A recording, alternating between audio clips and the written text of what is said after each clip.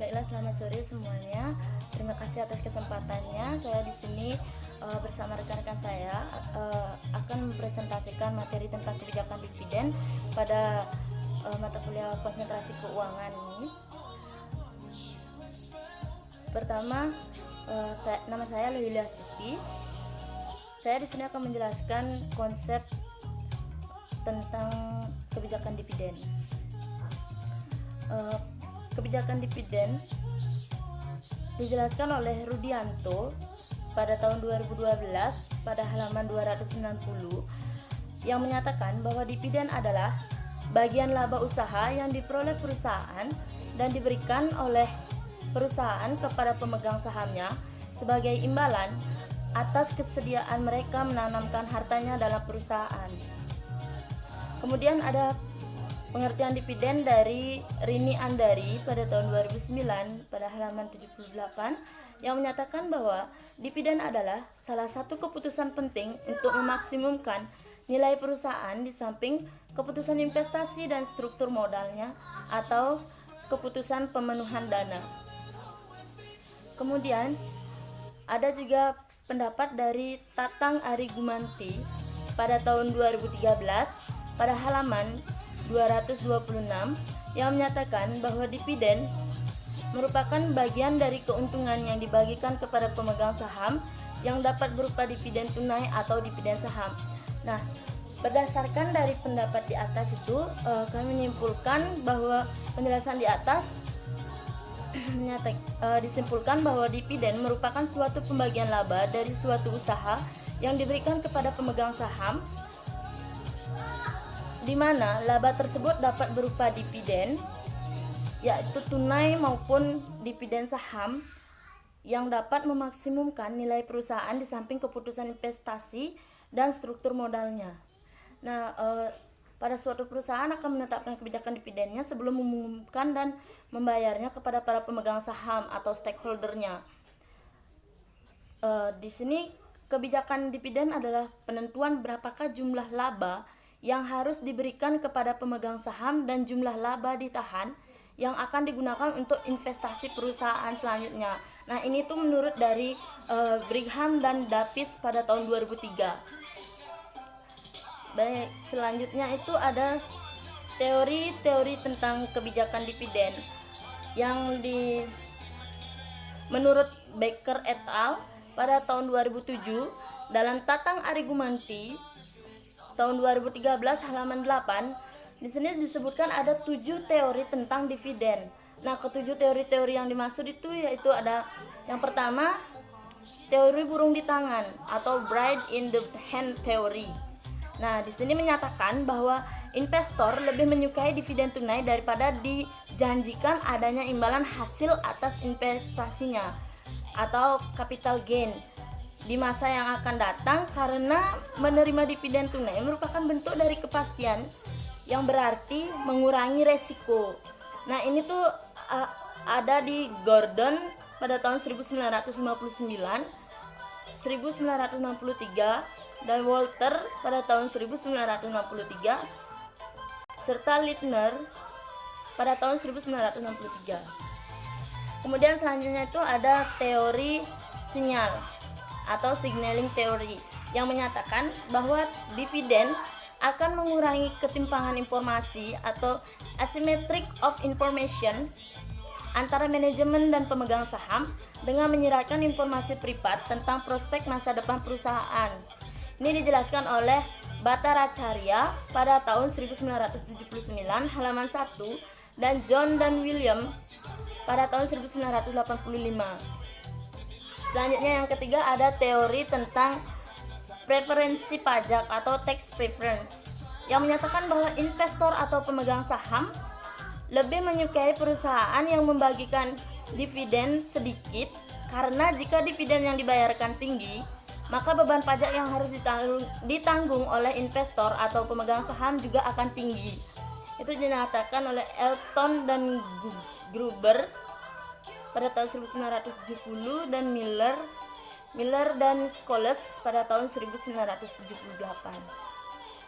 Selanjutnya itu teori yang keempat itu ada teori efek klien atau clientele effect theory yang menyatakan bahwa adanya perbedaan dalam besaran dividen yang dibagikan akan membentuk klien yang berbeda-beda juga. Itu Jensen dan Meckling pada tahun 1976 dan juga Easterbrook pada tahun 1984. Selanjutnya ada yang kelima, itu teori keagenan atau agency theory, yang menyatakan bahwa dividen membantu mengurangi biaya keagenan terkait dengan pemisahan kepemilikan dan kendali atas perusahaan. Pada Jensen dan Meckling pada tahun 1976 serta Easterbrook pada tahun 1984. Selanjutnya teori yang keenam itu ada teori siklus hidup atau life cycle theory. Di sini menyatakan bahwa dividen cenderung untuk mengikuti pola siklus hidup perusahaan dan dividen yang dibagikan mencerminkan analisis manajemen atas pentingnya ketidaksempurnaan pasar, termasuk di dalamnya aspek-aspek yang berkaitan dengan pemegang ekuitas atau pemilik saham, biaya keagenan, ketimpangan informasi, biaya penerbitan sekuritas, dan biaya-biaya transaksi. Nah, menurut teori ini perusahaan belum banyak membayar dividen, tetapi semakin tua perusahaan di mana dana internal perusahaan sudah melebihi peluang investasi dividen yang dibayarkan akan meningkat. Selanjutnya yang terakhir itu ada teori catering atau catering teori. Di sini menyatakan bahwa manajer memberikan investor apa yang sebenarnya diinginkan oleh investor, yaitu manajer menyenangkan investor dengan membayar dividen, manakala investor berani memberi premi harga saham yang tinggi, tetapi manajer tidak akan membagi dividen, manakala investor lebih menyukai perusahaan yang tidak membayar dividen. Itu dijelaskan pada Becker dan Wurgler pada tahun 2004, A dan B. Nah, itu penjelasan tentang konsep kebijakan dividen dan juga teori kebijakan dividen. Selanjutnya materi yang dibawakan tentang bentuk-bentuk kebijakan dividen akan dilanjutkan oleh teman saya. Perkenalkan, nama saya Nika Deni Astuti, NIM 139. Di sini saya akan melanjutkan materi tentang kebijakan dividen, yaitu mengenai bentuk-bentuk kebijakan dividen. Menurut Bambang Rianto, 2001, halaman 269, menyatakan bahwa ada macam-macam kebijakan dividen.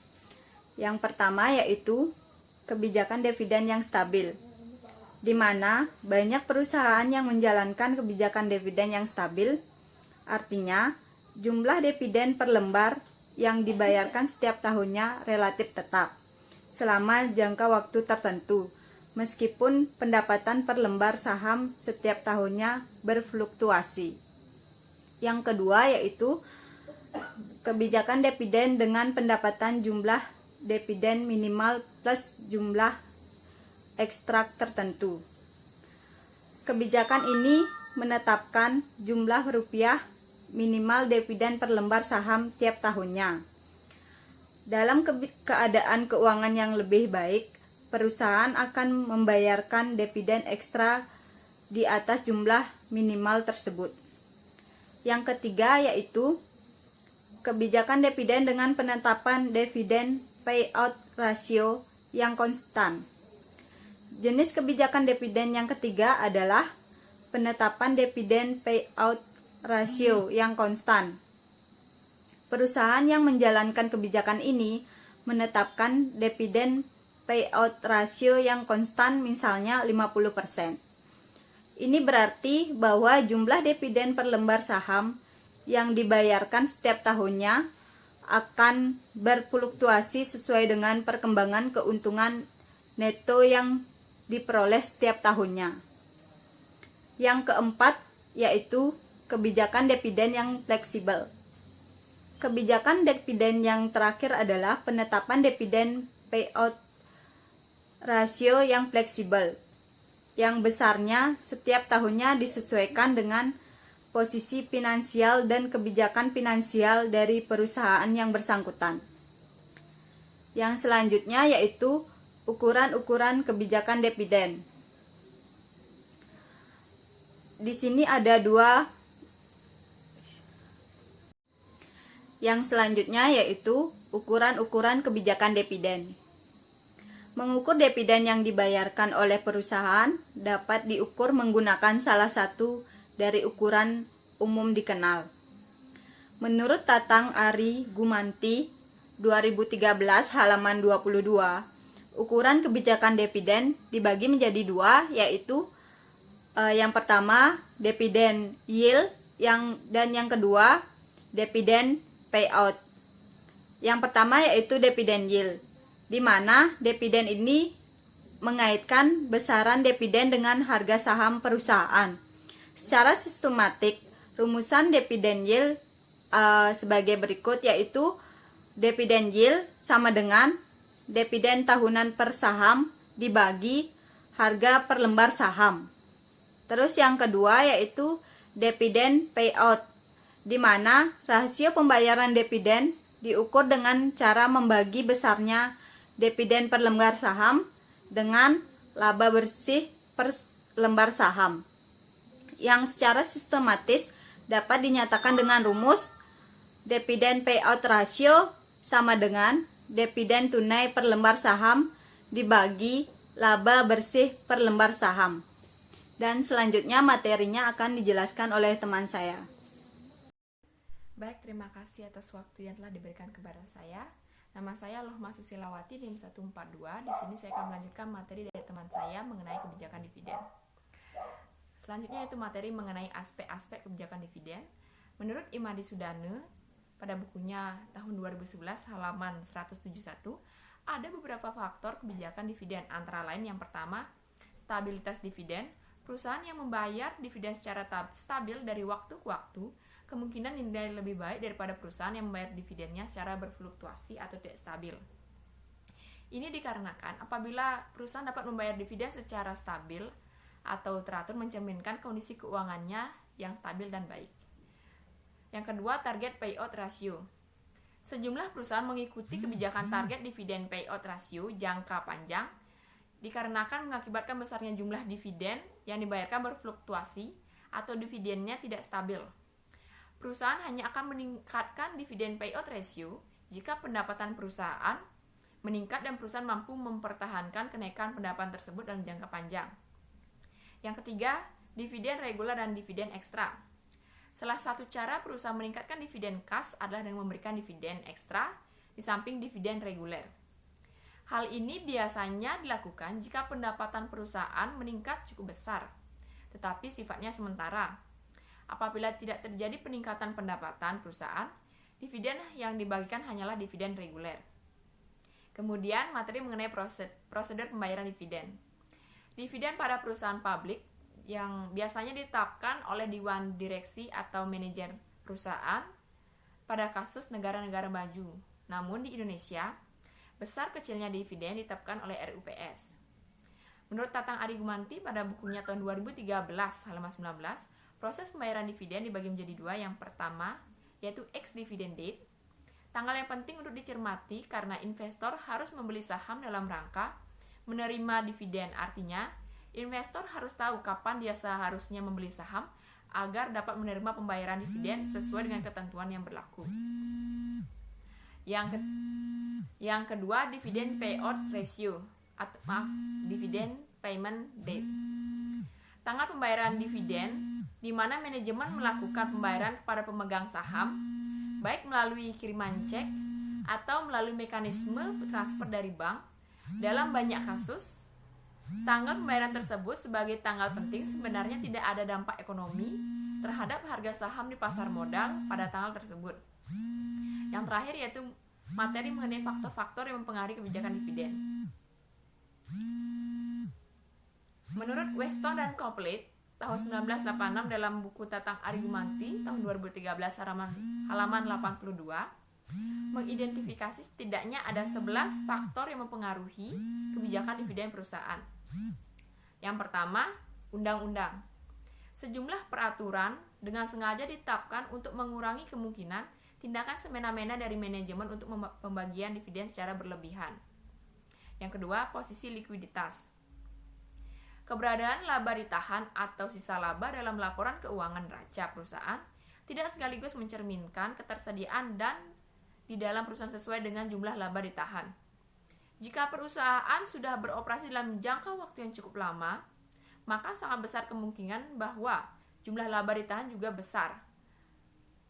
Yang ketiga, kebutuhan untuk pelunasan hutang.